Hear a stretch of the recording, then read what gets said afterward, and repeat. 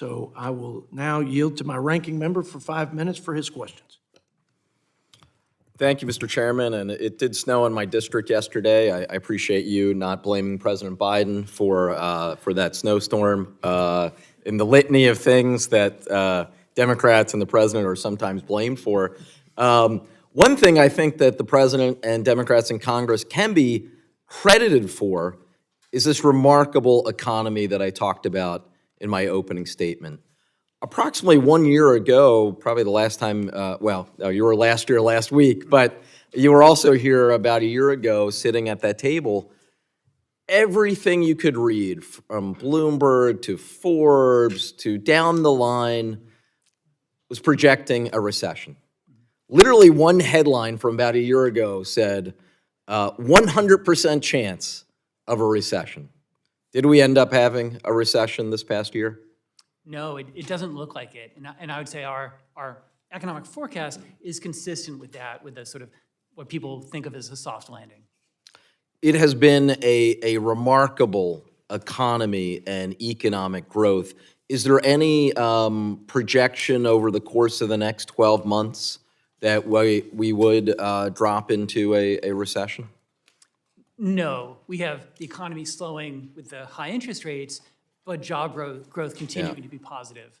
And on the interest rate point, I believe the Fed has foreshadowed 3 interest rate cuts, and the markets are actually pricing in 4. Is that your understanding? That's right. And our forecast has 3 rate cuts this year and then more after that.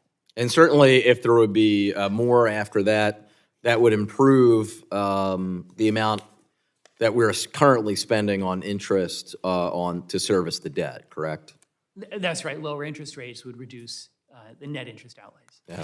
Let me transition here just to healthcare spending, because one of the great things to have happened really over the last decade is that Medicare spending has actually slowed and flattened, somewhat unexpectedly.